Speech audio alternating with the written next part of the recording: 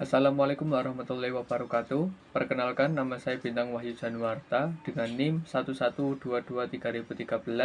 Saya berasal dari Universitas 17 Agustus 1945 Surabaya dengan prodi Administrasi Bisnis. Di sini saya menjelaskan tentang kepemimpinan inovatif dalam organisasi bisnis. Yang pertama, kepemimpinan inovatif dalam organisasi bisnis muncul dari tuntutan untuk bertahan dan berkembang dalam lingkungan yang semakin dinamis, kompleks, dan penuh persaingan. Seiring pesatnya perkembangan teknologi dan perubahan kebutuhan pasar, organisasi bisnis membutuhkan pemimpin yang tidak hanya mampu menjalankan operasi sehari-hari, tetapi juga memiliki visi dan kemampuan untuk mendorong perubahan serta inovasi di seluruh aspek bisnis. Ada dua pengertian dari kepemimpinan dan inovatif. Yang pertama yaitu kepemimpinan adalah kegiatan untuk mempengaruhi sebuah kelompok orang sehingga mereka mau bekerja dengan sungguh-sungguh untuk mencapai tujuan bersama. Yang selanjutnya adalah pengertian dari inovatif adalah pengetahuan dan kemampuan yang memungkinkan seseorang untuk menciptakan dan beradaptasi dengan perubahan. Kemampuan ini melibatkan kreativitas, berpikir kritis, dan kemampuan untuk mengeksplorasi ide-ide baru.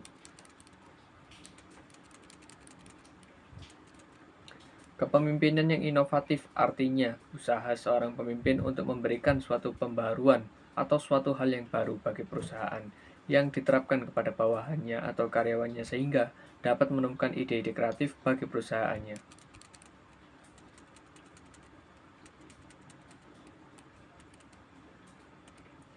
Selanjutnya adalah keputusan inovasi dalam organisasi. Pengambilan keputusan dalam sebuah organisasi memiliki peran yang sangat penting karena dampak pemilihan keputusan tersebut akan mempengaruhi keberlangsungan organisasi tersebut.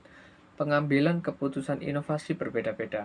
Dengan pengambilan keputusan ini, pada umumnya pengambilan ini memerlukan 4 langkah, yaitu yang pertama alternatif, tantangan, yang kedua rangkaian konsekuensi, yang ketiga menyusun urutan konsekuensi, dan keempat memilih salah satu alternatif serta konsekuensinya. Sedangkan keputusan inovasi berbeda. Dengan pola tersebut, karena pada saat akan mengambil keputusan, para pengambil keputusan dihadapkan pada berbagai kemungkinan. Tapi hal ini jarang terjadi karena yang dikatakan inovasi adalah suatu yang dirasakan atau diamati baru bagi seseorang.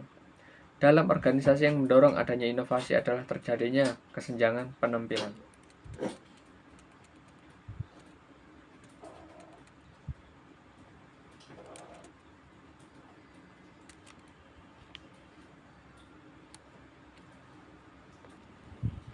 Nah, ada beberapa hal yang menyebabkan terjadinya kesenjangan penampilan. Jika penentuan kinerja, keberhasilan penampilan suatu organisasi tidak tepat. Yang kedua, jika suatu organisasi ingin meningkatkan hasil produksinya atau kualitas penampilannya. Yang ketiga, jika terjadi perubahan dalam interorganisasi, ada pejabat baru yang membawa aturan dan harapan baru serta perubahan teknologi. Yang keempat, jika terjadi perubahan di luar organisasi, permintaan kebutuhan atau layanan dari masyarakat berubah.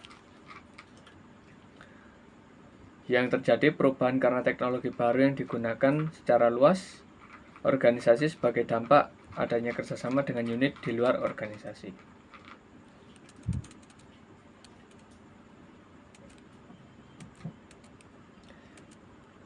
Selanjutnya, keputusan inovasi dalam organisasi. Ada beberapa macam keputusan inovasi dalam sebuah organisasi, yaitu keputusan otoritas mempunyai dua pendekatan, pendekatan partisipatif, pendekatan otoritatif. Yang kedua, keputusan kolektif Rogers dan Schumacher tahun 1971 mendefinisikan keputusan kolektif sebagai suatu cara yang digunakan para anggota sistem sosial untuk menerima atau menolak inovasi dengan kesepakatan bersama dan semua anggota harus menerima keputusan yang telah dibuat bersama.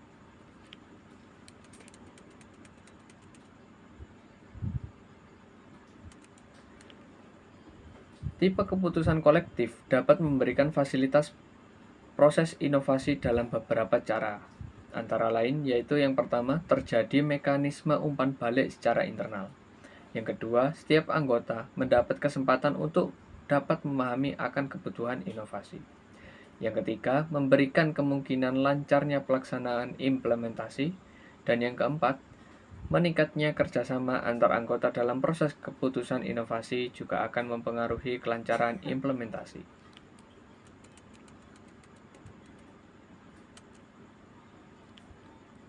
Proses inovasi dalam organisasi.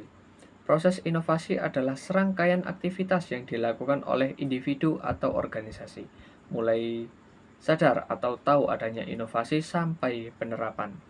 Kata proses mengandung arti bahwa aktivitas itu dilakukan dengan memakan waktu dan setiap saat tentu terjadi perubahan. Beberapa lama waktu yang digunakan selama proses itu berlangsung akan berbeda antara orang satu atau organisasi dengan yang lain, tergantung kepada kepekaan orang atau organisasi terhadap inovasi. Demikian pula selama proses inovasi itu berlangsung akan selalu terjadi perubahan yang berkesinambungan sampai proses itu dinyatakan berakhir. Selanjutnya, langkah pengetahuan dan kesadaran. Jika kita melihat kaitannya dengan organisasi, maka adanya kesenjangan penampilan, performance gaps, mendorong untuk mencari cara-cara baru atau inovasi. Tetapi juga dapat terjadi sebaliknya karena sadar akan adanya inovasi, maka pemimpin organisasi merasa bahwa dalam organisasinya ada sesuatu yang ketinggalan, kemudian merubah hasil yang diharapkan, maka terjadilah kesenjangan penampilan.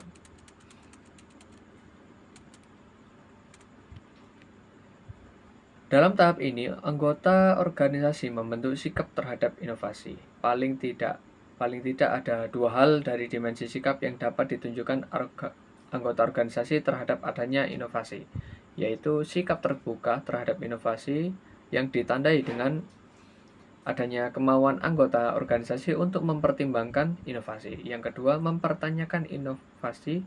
Dan yang ketiga, merasa bahwa inovasi akan dapat meningkatkan kemampuan organisasi dalam menjalankan fungsinya. Ada juga persepsi tentang potensi inovasi yang ditandai dengan adanya pengamatan yang menunjukkan bahwa ada kemampuan bagi organisasi untuk menggunakan inovasi. Yang kedua, organisasi telah pernah mengalami keberhasilan pada masa lalu dengan menggunakan inovasi. Dan yang ketiga, adanya komitmen atau kemauan untuk bekerja dengan menggunakan inovasi, serta siap untuk menghadapi kemungkinan timbulnya masalah dalam penerapan inovasi.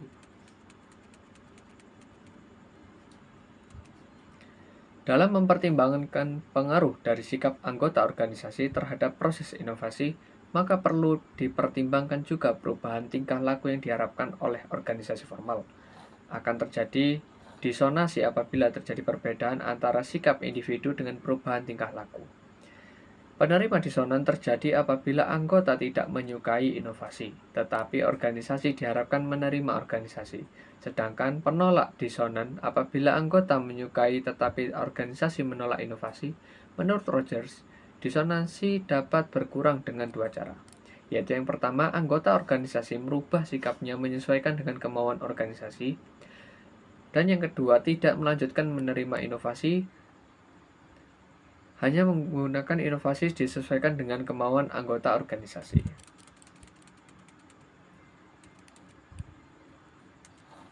Dari yang saya bahas, dapat disimpulkan bahwa inovasi merupakan perubahan yang direncanakan oleh organisasi.